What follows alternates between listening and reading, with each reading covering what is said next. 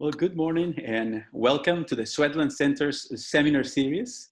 Today we are going to hear about the menu of actions for community-driven food system change.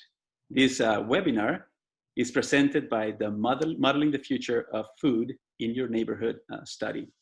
My name is Roberto Martinez and I will serve as one of the facilitators for this webinar today. So the Swetland Center is committed to providing training and professional development opportunities to help educate the next generation of public health researchers and increase research capacity within our community. The seminar series is one of the activities that takes place at the center to achieve this goal. I would like to invite you to visit our webpage and sign up for our newsletter and center updates. I will share the link in the chat. You can go there and sign up for our newsletter. Also in the chat, please share your name and what brings you here this morning. We will not read all of the chats. However, we would like to acknowledge you, give you an opportunity to share your name and know that we are a large community trying to think about how we improve the place where we live. So please do share your name and what motivates you to be here this morning. Now, let me make a few remarks, a few housekeeping remarks. And you gotta know that all participants are muted at the moment. If you have any questions, please send them in the chat or in the Q&A. And you will also have the opportunity to ask the question yourselves to the panelists if you wish to, and if you let me know in the chat, and I can unmute you once they have presented or have ended with the discussions so that you can ask the question to the panelist. Finally, we recommend you use the gallery view option instead of the presenter view option for this seminar. As you will see, this is going to be more a discussion instead of a presentation. To change, to switch from a presenter view to a gallery view option, you can go to your left upper corner on your screen and you'll see that you have, if you move your mouse around that left corner, you'll see that you have a presenter option. If you click on that, you will be able to change and switch the view from presenter view to gallery view option. Now, without further ado, I'd like to introduce the moderator for this exciting panel. Dr. Darcy Friedman is the director of the Mary Ann Swetland Center for Environmental Health. She is an applied population health scientist and a community psychologist. And Dr. Darcy Friedman is nationally recognized for her contributions to community nutrition. She brings a transdisciplinary background to her research agenda, developing policy and systems level interventions to promote health equity by addressing the complex interplay between public health and the environment. Since joining Case Western Reserve University in 2013, she has successfully grown a research program focused on the intersection of health equity and community nutrition. Dr. Friedman's technology, FM Tracks, is now the gold standard method used nationally to evaluate healthy food incentive programs. She regularly advises and testifies to inform federal, state, and local nutrition policy. And one thing that her bio doesn't say is that she does it because it's very committed to improving the community where we live. So Dr. Friedman, thank you for being in this seminar and leading it, and the floor is yours. Great, thank you so much, Roberto, and thank you everyone for joining us virtually in Cleveland this morning. I see we have guests from all over our city, across Ohio, and even colleagues from throughout the nation. I truly wish we could be together in person, but this image gives you a sense of our place and context for what you will be learning about today. As you know, the Cuyahoga River, once the scene of pollution and representing all that was wrong with our environment, served as a catalyst for the Clean Water Act and a host of policies and practices that changed the current of our society. So too, today's presentation represents another shift in the current as we consider what it will take to leverage local food systems to achieve justice. And for those of you not in Cleveland today, such as our friends in Texas, you may be surprised to hear that we have snow on the ground in Cleveland. It's a reminder that change is possible and inevitable, and yet we know it can be so scary. And as you will hear today, our story, this story, the story of Food Nest 2.0 and in the menu of actions, is a story about change. Having some guideposts that help mark the pathway of transformation, such as the menu of actions for community-driven food systems change, provides tools for others to get on board and contribute to the process. These guideposts may help frame a shared vision for our food future and provide a roadmap for connecting the array of synergistic actions needed to realize our vision. Next slide. For those of you who are new to our work here at the Swetland Center, we study the complex interplay between the environment and health, and we place special emphasis on investigating environmental determinants of health inequities to translate these findings into policies and practices that promote community and population health. Next slide. What you're about to hear this morning is the result of more than 2.5 years of intensive data gathering, community discussions, and deliberations that were facilitated by the Swetland Center. And it's important for me to pause now to say that none of this work would have been possible without the generous support of our funders, many of whom are joining us today. In 2018, our team was selected to be a Tipping Points grantee by the Foundation for Food and Agriculture Research. And this grant required our team to identify partners and collaborators who would match the Tipping Points Award dollar for dollar. The diversity of investment was foundational for supporting the Modeling the Future of Food in Your Neighborhood study, otherwise known as Food Nest 2.0. Next slide. So let's talk about this work. The goal of the Food Nest 2.0 study is to provide trustworthy and practical decision-making tools that use a systems lens within an equity framework to guide future community-driven food systems change. Next slide. The Food Nest 2.0 study applies a participatory systems modeling approach in partnership with our core modeling team. And you will have a chance in a moment to hear from some of these team members. These are the individuals who committed their time and energy for the past 2.5 years to unpack the complexity of our local food system and identify the deeply rooted forces that shape the foods we are able to put on our collective tables. From the start, the Food Nest 2.0 study was designed to engage multiple perspectives to ensure the project captures real-world factors influencing equitable food systems in historically redlined neighborhoods in Cleveland and other areas. Next slide. Out of these efforts, we created the menu of actions, which we have come here today to discuss. Other tools from the study will be released in the coming months. This menu of actions, as we have named it, not only provides a record of the Food Nest 2.0 process, but it also serves as a primer for thinking about the complexity of the local food system and why it is not producing outcomes of justice. Most importantly, and especially for our time together this morning, the menu is designed to jumpstart community-driven food systems change that lead to households with financial strength and food security, neighborhoods with fair access to affordable, fresh, and healthy foods, and communities that are strong in body, mind, and spirit. These are the outcomes we held ourselves accountable to throughout the Food Nest 2.0 process, and they represent our hopes for the food system. Next slide. Like all menus, ours provides choices for each community to consider as you work to tip the food system towards justice. Within the menu, we've outlined 5 potential leverage points. These represent levers to transform the food system from one characterized by cycles of instability into one that builds cycles of freedom.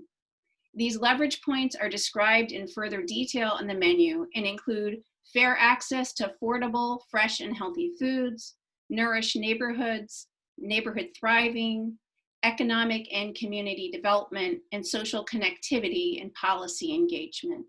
Next slide. Within each of these potential leverage points, we've detailed actions for communities to consider as you work to realize hopes for your community's food future. Take, for example, the economic and community development leverage point. We've detailed actions that will result in investments made to advance neighborhood sovereignty and community-driven development so people are empowered to thrive. Next slide. So without further ado, I want to move on to what to me is the most exciting part of today's presentation. And truly, you know, you're going to hear from people who represent the story from their perspective and really from our perspective as we built together this menu of actions. You are having an opportunity to hear from change makers who are coming from different perspectives and backgrounds. We have Michelle B. Jackson from the Northeast Ohio Voter Advocates, Gwen Donnelly from the Marion Swetland Center, Patricia Tursteniak from the Center for Health Affairs, Lena Boswell from Nguzo Saba Farms, and Jill Clark from the Ohio State University. We've assembled this panel to provide a dynamic view of the way in which our collaborative engages and seeks to advance this work. And so with that, I'd like to turn it over to this morning's moderator, Mary Beth Marks, who currently serves as the interim program manager for the Food Nest 2.0 study. She will be guiding what I'm sure will be a lively and engaging conversation. Please add any questions you might have to the chat so we can promote interactivity during the session. Thank you. And thank you so much for that beautiful introduction, Dr. Friedman, and welcome to everyone. You know, it certainly is such a pleasure and a privilege to be here to have this discussion. And we're really going to kick things off right away with Michelle really helping us to understand what this core modeling team or CMT means to you and how you became involved, and maybe more importantly, what motivates you to stay and remain involved in this collaborative. So would love to kick things off with Michelle B. Jackson. Good morning, thank you. Good to see everybody. I've been feeling a little bit weird this week, so if I'm a little slower than usual, just because I'm feeling a little bit weird. Yeah, so I kind of came in the second year of the project, and so it came through, I came to the core modeling team through a Swetland Center fellowship. And I was interested in that from the get-go because prior to getting involved in voter activation work, I had worked as a chef in Cleveland for about 9 or 10 years. And I've always, from even a young age, had an issue about food distribution, you know, what the haves versus the have-nots. And working in high-end restaurants, and I always say this, where I would see people throw away more at lunch than some people had to eat in a week, would really, really get under my skin. And so, but that's just sort of in my DNA in any case. And I saw this as an opportunity to participate in the conversation. Now, one of the things that happens is in Cleveland, Cuyahoga County, we always target the same neighborhoods. I call it the usual suspects. And in many cases, that's because that's what funders will fund, rather, you know, and there's no necessarily one size fits all, but we are kind of lumped together. So I kind of jumped at the opportunity to be able to represent Buckeye Shaker neighborhood and to have, to the best of my ability, a community grassroots perspective on what we're doing. I have actually loved it. It took me a while to get into the models. You know, the loops, it kind of like, and because, but again, by the time I came in, that was very far along.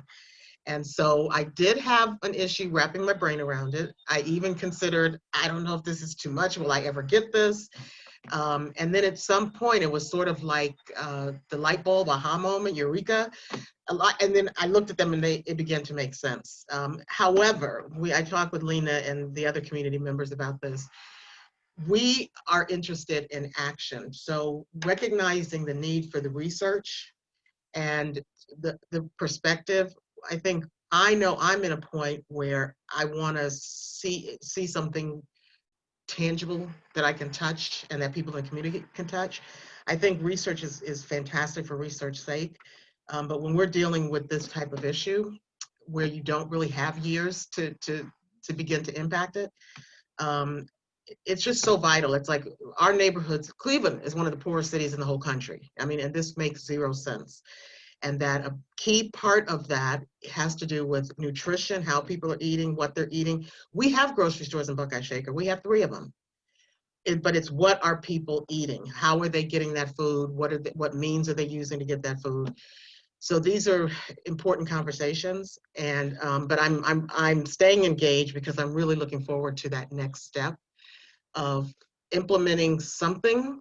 I'm again, that's really tangible. People in the community can say, "Wow, look at what they've done." Awesome. Well, don't go anywhere. Yes, but I think speaking of data and models and loops, I would love Gwen more on the researcher side. As we think about this Food Nest study and the data that's been collected from hundreds of organizations and people throughout Cleveland, we'd love you to speak about this food retail data that's been collected that Michelle just kind of referenced, and how that really has infused the menu of actions and helped to define some of these leverage points. So can you give a sense of where your focus has been and really how that work has transitioned into what we see in the menu? Yeah, sure.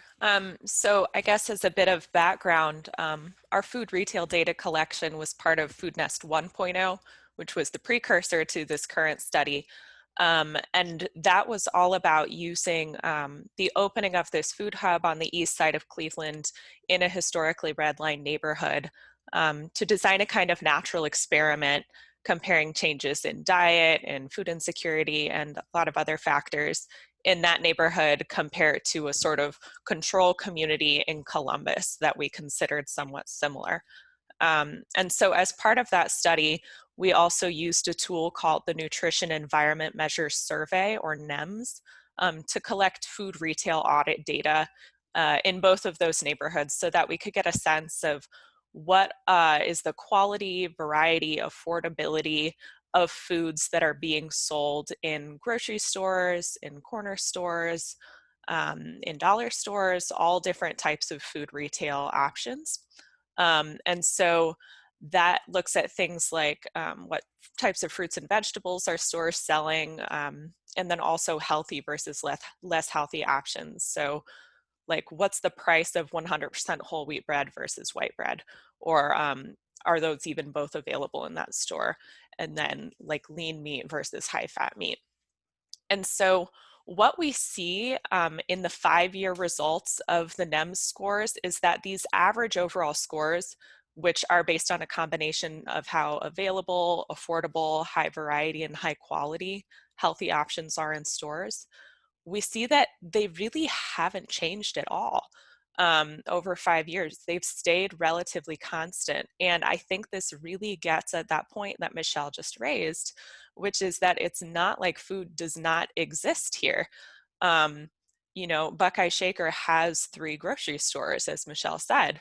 And so it's not an issue of food not being there. And so what that really points us towards are these different types of solutions for addressing concerns with our food system that are not just focused on food environments, because we can see that even with all of these programs and interventions that have existed over the past 5 years while we were collecting this data, and even earlier than that, we have not really seen changes in these store scores. And so pulling this into our work with the core modeling team, we're sort of coming to see that some of the paths that might be the most successful in changing our food system are innovative and diverse and get away from some of our more traditional ideas about how to fix diet and nutrition deficits. So for example, our old thinking might have been, to build a new grocery store or add produce to a corner store. And it's not to say that those don't work. But it is to get, again, back at Michelle's point, to say that it's actually way more complicated than that. Food access is not just about food availability. And so ideas like neighborhood sovereignty, ownership, agency, which I hope that we'll hear some more about that, maybe from Lena. Things like grassroots-driven programming, and focusing on food access, or sort of all of these steps that surround the actual availability of food, have emerged from this as really important things. And so, sort of in short, the NEMS data gave us really comprehensive information about the types and in-store accessibility of foods available, and also showed us that changing actual food environments is really, really hard. It's complex, it takes a long time, and in doing so, you're not necessarily going to change diet. And so maybe some of the best paths forward involve focusing less on changing food environments within stores and focusing on some other things that we can see brought up in the menu of actions instead. And I'll just post a link to the data brief about this food retail data in the chat. That's a short URL, but it looks like maybe it didn't link, so here's the long one as well. Yeah. Awesome. Well, and I think, what is really remarkable about kind of taking a look at this data brief and then bringing it back into the work of the CMT, when we have this research findings and are really sitting on this information, bringing it back to this core modeling team and having individuals and participation from individuals such as Ms. Lena to then remind us that words matter, right? That we may have some really unique data points or have some beautiful charts and graphs, but getting back to the heart and soul of this work, and would love to go to you, Ms. Lena, and talking about the ways in which you've really kind of directed our team and being particular and specific about those words that we're using. And one of them, prime example was we began calling this a menu of solutions, and you said, wait. this is not an easy map forward that will drive towards solutions. This is a menu of actions that we need to continue to knock on doors and be there in the community and deeply rooted. And as Gwen just alluded to, food apartheid and food sovereignty are now part of our vocabulary, thanks to, much in part thanks to your involvement and activity. So let's talk about that. Why are words important? Why have you really kind of seen that as a role and a contribution you bring to the team, and help us learn and listen from you about the importance of vocabulary in this work. Off to you, Ms. Lena.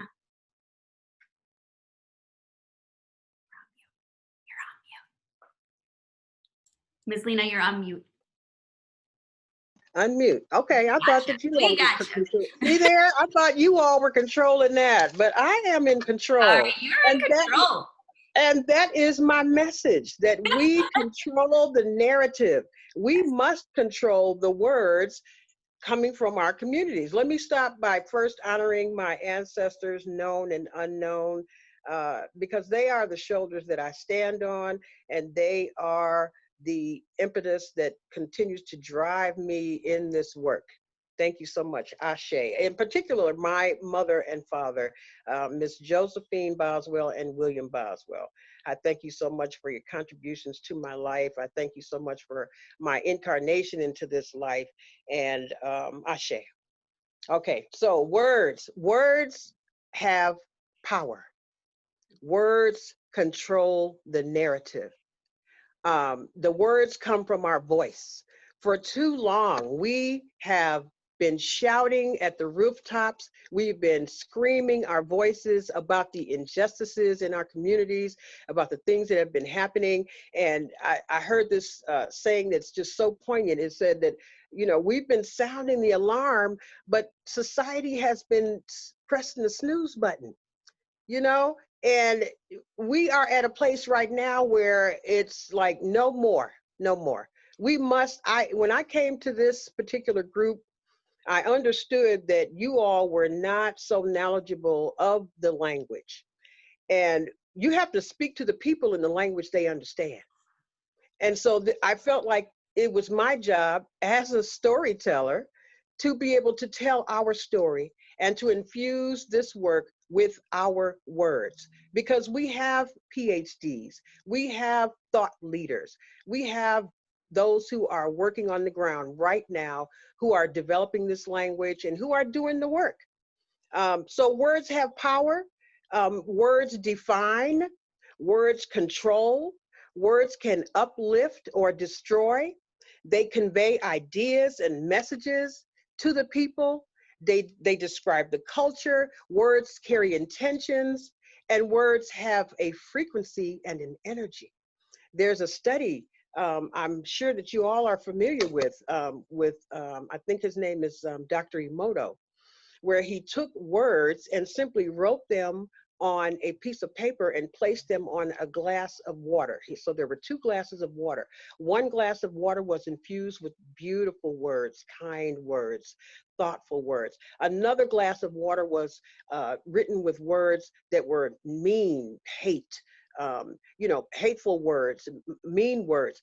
And the words, over a period of time, just having been written on those pieces of paper, began to change the molecular structure of the water and cause it to be cloudy and murky, whereas the beautiful words, the thoughtful words, the loving words caused the water to not change and cause it to be clear. And I hope that I'm quoting that study right. But again, just to reiterate, our voice matters.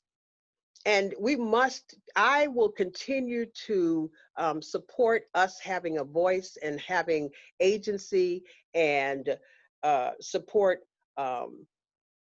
coming forward with new ideas as long as I have breath, because I know how much it controls the narrative. And the dominizing narrative is not very nice when it comes to Black communities. We get the distinction all the time of being labeled redlined and disadvantaged and marginalized, and we're more than marginalized. We're a very creative people. It's just that a lot of the works that we're doing right now are not being elevated, they're not being marketed, they're not being funded, because we also know that grant dollars go to those who know how to use words. If you know how to use those disparaging words, most of the time you will get the grant dollars. But when we come forward with empowering words or empowering statements in our grants, those tend not to get funded. So, we need to look at that. So I will continue to use words that uplift my community. And I would ask that everyone else, instead of resorting to the dominant narrative of the disparities in the community, let's find the promise in the community. Let's find the purpose in the community. Awesome. Well, thank you. And I think that's, such a lovely jumping off point as we think about the importance of words and vocabulary and how we describe and elevate this work.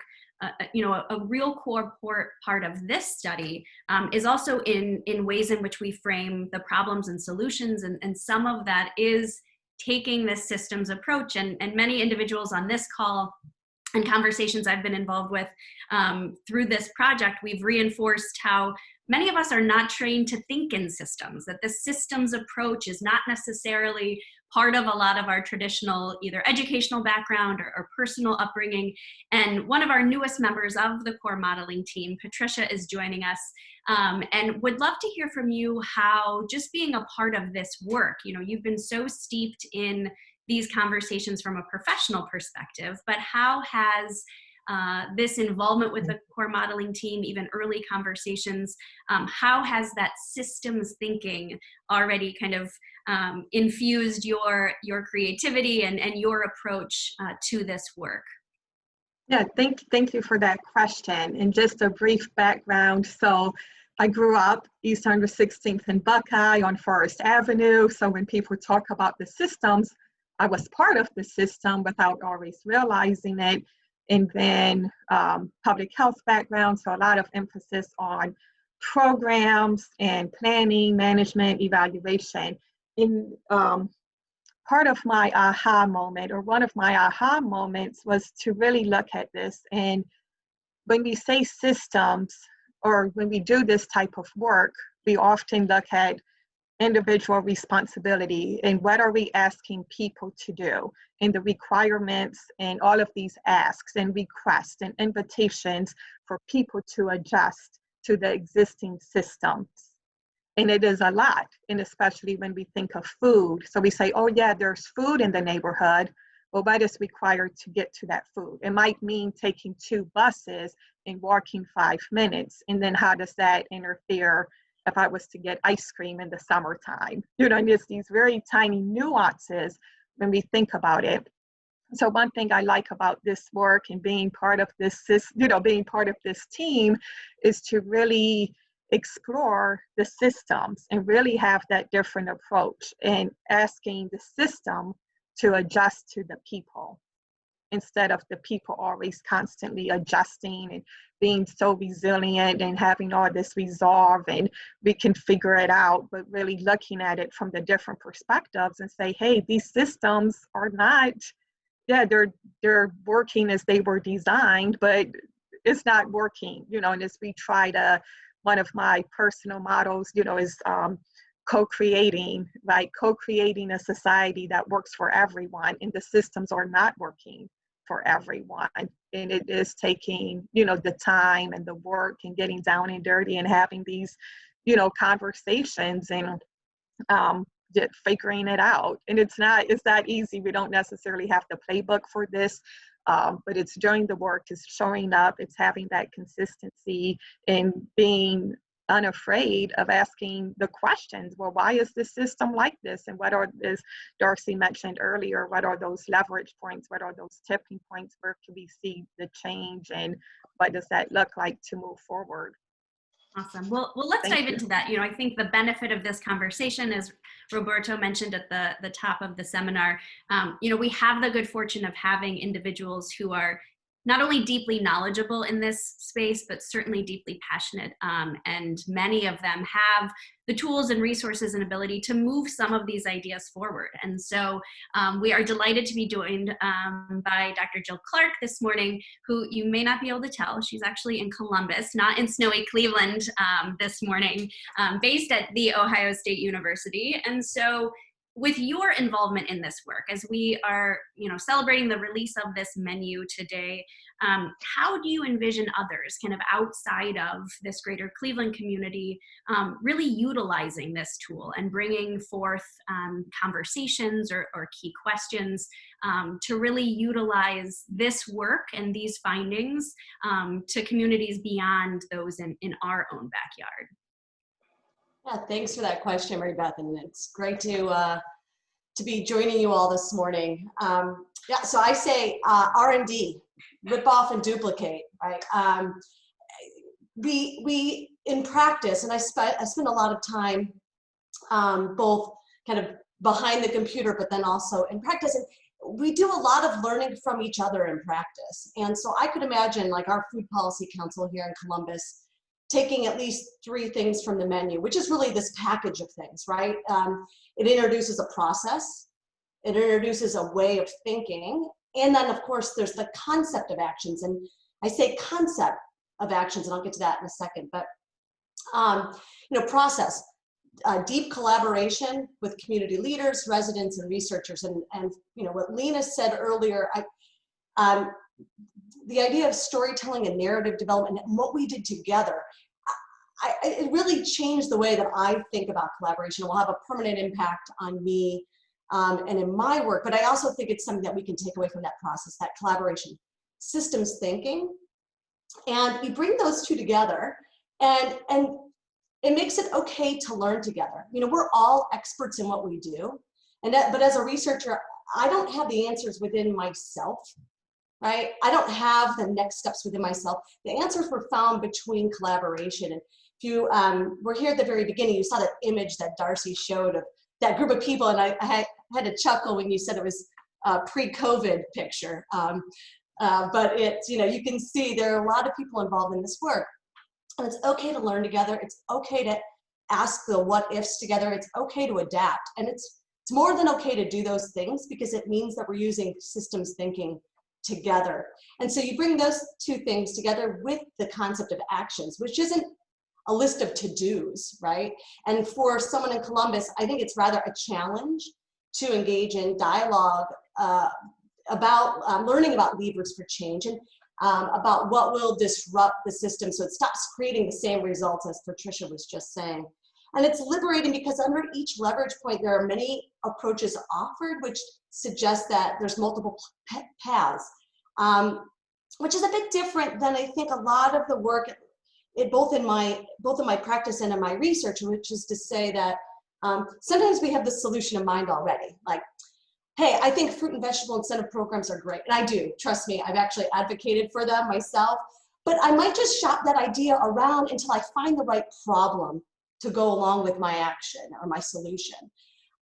It's also understanding actions in the menu and how they came to be. And it clearly illustrates that we may need to take those food blinders off to understand how the food system's behavior is tied to aspects in our society, really pushing the boundaries of how we get to the goals of nutrition equity, household food, financial security, and strong communities. The solutions might not be about food, and Michelle was talking about this kind of in her work.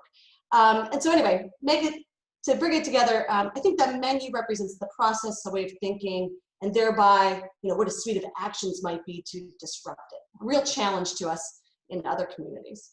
Well, let's keep our Columbus kind of hats on. And as we think about leverage points, Michelle, you have been so helpful in helping us kind of understand and illustrate the importance of this policy engagement and why this is a lever that we need to understand and know how to pull as we look to tip, these food systems towards justice. Talk to us about what that means. Talk to us about how you, as we've outlined this policy engagement leverage point, what does that mean? And how can individuals on this call maybe start to ask themselves questions about the work that they do or the organizations they're involved with? Just give some context maybe to what policy engagement means and what you feel like you've brought to the team in that perspective. Sure. I think when I came in as a Swetland Fellow at my first convening, Kerry McCormick, councilman for downtown and near West Side, he made the comment that politics is policy and policy is politics.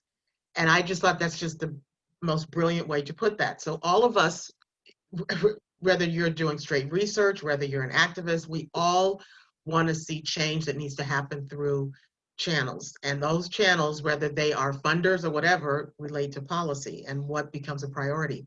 So at that convening, I love it that all the different breakout groups, practically every one of them had as an initiative, we need to be involved in voting and getting people elected who support what we believe in. So that whole piece of having your voice heard at the ballot box, but then taking it a step further. Like I personally am super interested in advocacy work and, how do we as a team let our collective voices? So people have, like Darcy has clout from her position, so-and-so has clout from their positions. All of us have something that together, when we put it together, it can be a force that can be heard in Columbus or elsewhere. And so that whole piece of understanding what initiatives you want to see happen and who makes those happen. So like my mom, Marcia Fudge, who's our state congresswoman for our district, she is interested in being head of agriculture in the new Biden administration. And so my mom was like, why would she want that? And I'm like, because she's already doing that, and that's very much an urban issue. It's not necessarily about giving all this money to these rich farmers. And so Marcia understands very fully the impact that she's having on everything from SNAP to, the conversations we're having. We would want to be on her radar if that does come to pass. You see what I'm saying? So that she's familiar with our work, and that if she does get that position, I think she'd be great because she has done a lot in agriculture. That we are on her radar, and that's how we do that. We find people who are already there who are like-minded. If we're not on their agenda, we create the agenda and get on their agenda. And again, we talk about process, but it is a process. But if we don't start to make those steps and understand that connection, we're going to be having this conversation 10 years from now. and nothing would have moved forward. So people have to not be afraid. I mean, a lot of my friends who are activists are like, well, I don't like politics. Yes, you do. You do every single day when you're out there advocating for policies. And so I think that Carrie McCormick, policy is politics and politics is policy. So that let's get rid of that whole notion of I'm too good for politics, because that's what it is. Well, and I think, as we think about those that are participating in the conversation today and those joining the seminar, I think it's important to reiterate that this menu of actions is really a starting point, right? There's going to be things, and just like Darcy mentioned in previous conversations, you don't go to a restaurant and order everything from the menu. You kind of hand select and find what you like and find what works for you. Well, you've never been out to eat with me, so. That reminds me, I think we've had not many opportunities to do that. So so we're going to pencil that in. And that as we think about these actions, those that are on this call and participating, some are squarely in this food systems change space, but many individuals are maybe adjacent to this work or have interests that this touches upon, but not every day, kind of in the trenches. So as we think about this menu and this work, Patricia, given your day job, how do we see this menu helping to guide community health initiatives more broadly, whether that's in Cleveland or beyond this community? If I don't wear a food systems change agent hat every day, what is something that I can take away, or how could I use this study and these findings to maybe pose questions differently or think about this work differently? Yes, I think Jill and a few others really articulated that point as far as, we can have the to-do list and, we have lots of evidence-based programs, but I think what this menu of actions, what it really does, it invites us to look at the ways of thinking, right? How can we do things differently, dig into those nuances where sometimes in program planning meetings, we have the solution, we want that quick fix, we want to do the change, and not just in this work, but in other work, we're seeing more like in public health, community health, ways of looking at systems thinking and modeling and the loops, and I am loving it, right? So I've been steeped in logic models, steeped in changes of knowledge, attitude, behavior, all those traditional things. And so how can we bring this way of thinking to the conversations? And maybe we're not always fully staffed, or we won't have the capacity to have all of the researchers, but what are these little nuggets, right? What are these little things that we're learning and the skills that we're learning to make it more feasible, to make it doable to the different collaboratives and coalitions and committees and teams, that we sit on. So as you mentioned, looking at my work in community health, we're thinking very broadly, right? One of the priorities for Cuyahoga County is eliminating structural racism. So, we are digging so deep into those systems and how racism touches everything that we do, which ties into food, which ties into poverty. And again, looking at the systems, I don't want to take up too much time here, but I love how Darcy framed it from the beginning. Let's look at it for what it is right now, and then what are our desires, and don't hold back on those desires. What are the hopes? What are the intentions? I think sometimes we limit ourselves, like, oh, I have one person, I have $10,000, so therefore my solution has to fit in this confine or these parameters. But how can we really stretch ourselves and say, well, what is the outcome, and what are we really trying to do, and getting the why behind the why, digging deep into, I think that's how we get into that collective impact and really address and health or in other areas that we sit in. Beautiful. Well, we have one final question here formally before we jump into Q&A, and it's really a jumping off point. We're gonna head back to Ms. Lena to really steep us in, what this menu of actions calls for, and it's to lead to changes that lead to freedom and agency and dignity over food traditions. And just wanting to have a few moments to share, some of the inspirational work you see that's happening globally in communities, Black communities, Indigenous communities that are achieving goals and really moving the ball forward. I think the menu of action says a lot. It doesn't say on purpose menu of solutions, and it really puts the focus on actions and activity that each and every one of us on this call can really pick up the ball and start running. So tell us about some initiatives that you're seeing that are inspiring you, that are really proving that this work and change, as Darcy mentioned, is possible, turning the currents, and then we're going to open it up to Q&A to some of our participants. So please take a moment, fill those chats with questions for our tremendous panel as we hear from Lena about some inspirational work.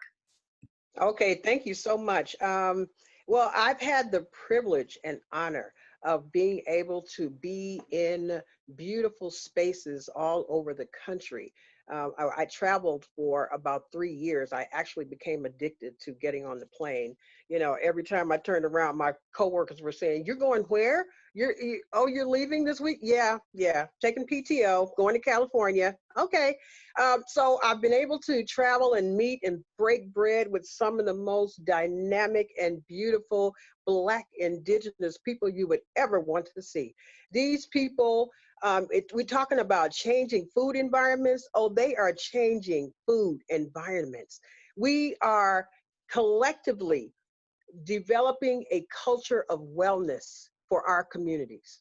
And they are very, very steeped in that. They're already doing the work. A lot of them have been doing this work for years. It was mentioned that Cleveland is one of the poorest cities, if not the poorest city in the country. But, that distinction it may be true. But what we are rich in is we're rich in people with vision. And that's exactly who I was able to meet with on these many trips to California and Alabama and Mississippi and New York.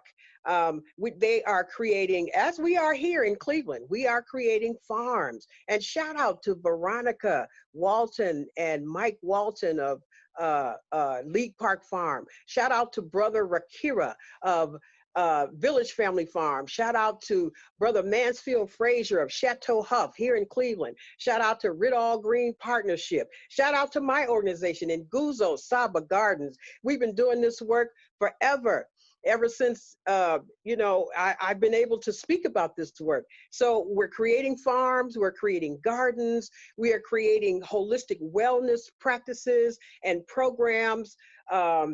And we're changing the system by creating new ones. That's how you change the system in a lot of ways. We don't fight against, we fight for. We fight for systems that will support our people. So we're fighting for these systems to make these others obsolete. And I'm kind of paraphrasing it, if y'all know that quote, okay? You change the system by creating a new one that makes the old one obsolete. And that's exactly what we're doing.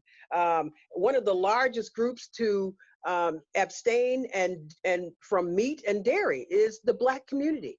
It's not unrealistic to say that, we can be vegan. It's not just something for white folks. We can be vegan as well. We are supporting the cultivation of local food systems. We talked about systems that are outside of us, the grocery stores and the charity. Those are all outside of us, and those are things that we don't control. So community control of these systems is what we are advocating for and is what we are doing. Let me shout out Soul Fire Farm, Leah Penniman. Y'all need to get that book. Freedom, what is it? Is it Freedom Farmers? It's not Freedom Farm. That's another book you need to get. Freedom Farmers. Where is it at? Because I sure have it. Freedom Farmers by Dr. Monica White. We need to get this book. We need to be studying these thought leaders and these people who they've written the book. They have control over the narrative. And this is what can inform our way forward. And that's who I look to. Black Food Geographies. This is another book that we must get. Darcy, we need this, and we don't need a book club. We need to study this book and others to be informed as to what is already being done. The New Jim Crow, Michelle Alexander, another fine book. And I can go on and on. I wish I could remember the name, but the name of the book, it escapes me right now, but it's by Leah Penniman. And she is doing great work at Soul Fire Farm in New York.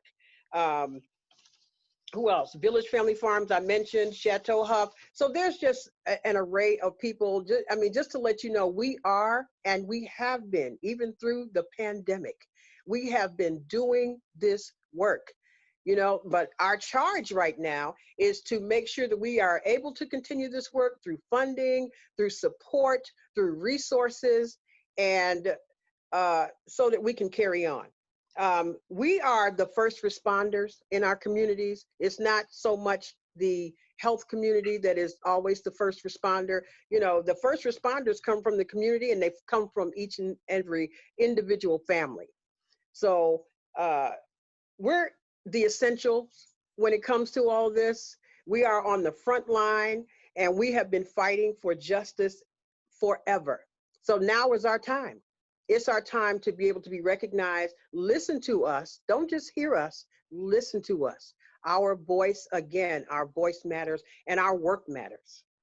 Yes, thank you. Farming While Black. That is the Bible. You all need to get that book. That if you want to know anything about this whole movement and how, we believe that agriculture, local agriculture, will sustain us, and we have to be in control of these entities. Thank you. Well, we're not starting a book club, but people are clamoring for your book list. So we will do what we can to get that reading list assembled. Everyone's certainly leaving with homework, but I will pass it back to Roberto. I know we've had a few questions come in. We still have maybe time for one or two more. If you're sitting on your question, feel free to add it to the chat, but I'm going to turn it over to Roberto to queue up our few questions that have already come in. Absolutely. And thank you so much for participating and showing your interest here. I want to give a heads up to Tim. You're going to be next after I read this question. So, and I will unmute you so that you can actually ask questions to the panelists. But we have a great question from Marilyn, Miss Marilyn, and we love to hear from you. Thank you so much. And I think actually it goes very well with some of the examples that Lena and others have shared.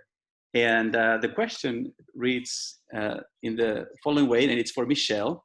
What is being done to change the spirits of people in our neighborhood and communities? Because I see nothing.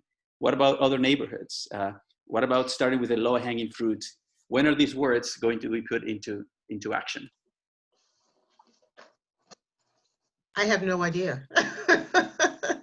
If I knew that, I would be getting a MacArthur Genius Grant and I could fund something for us. That is a challenge, and Ms. Marilyn knows that better than anybody. And she's been at this for so many generations. And it's like at some point, that is the question. How do you re-inspire people? When I do my voting work, I call it voter activation. How do you activate people? And I think part of that is by doing something concrete. That is just taking that step that people can see that they can benefit from.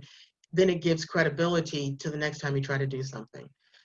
So it's a step at a time. Yeah, but that is the challenge. Thank you. And I would say I also hope that actually with this menu of actions, in a lot of ways, it's not necessarily innovative because, as Lena and Michelle have told us, these are things that people have been saying for a long time that are on the ground doing work in the Black community. But we've finally pulled them together, and through this collaborative, we've been able to say oh, hey, look, actually, these are things that could potentially really, really drive new dynamics within our food system. And so I would hope that what can happen is that people can take things from this menu of actions and say, okay, I'm an organization that wants to improve nutrition or food security in this neighborhood. Maybe I can incorporate some of these new techniques, and maybe we'll see some different types of change. And so I think that actually this is an exciting time to be able to say, oh, we've talked for a couple of years now with a lot of different people in a lot of different ways, and now we do have a list of actions that we can take that could really have some success. Thank you, Gwen and Michelle. And Tim, I have unmuted you if you'd like to share your question with the panelists. Sure. Can you guys hear me? Yes. Okay. Well, let me start by just saying thank you so much to all the panelists for the really excellent words. The things that you guys have said this morning have really given me a better understanding of the work and its potential, like from a lot of different perspectives: the research, the spirit, the systems, the policy and politics, which are not extricable from each other, the actions and the people. So, just trying to think about what's next in a very tangible sense, because I hear it in a lot of questions. In the light of everything I just heard, how does this shift from a frame of equity to a frame of sovereignty, which I've also heard reflected in many of the questions, help us to choose actions? And because I do think from my own perspective, it suggests different actions. But I want to see what you guys think, because I just answered my own question by accident. And it might be the wrong answer, I don't know.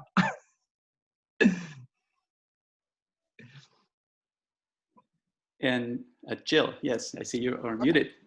Well, I'll just get us started here. I'm thinking about the difference between being invited to a table, right, versus building the table in the first place. I think equity, shifting from equity to sovereignty begs the question, who's determining things in the first place? And so the concept of we and which actions and then who carries that forward, I think that shift in language really changes the way we think about who has the freedom and the agency and the ability to make those decisions in the first place. So, but I'll let others jump in, because I know this is something that we've been thinking about as a group.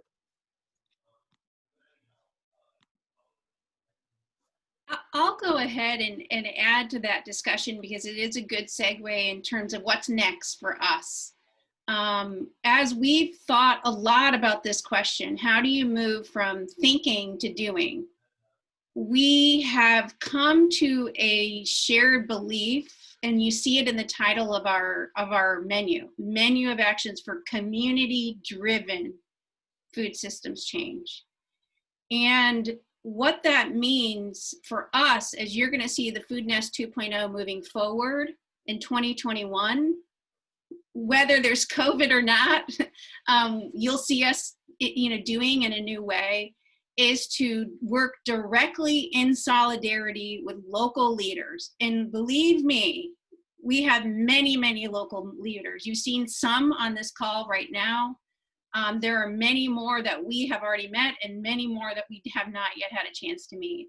But to work directly in solidarity with local leaders to bring to life these ideas for change. And I think the menu is a starting point.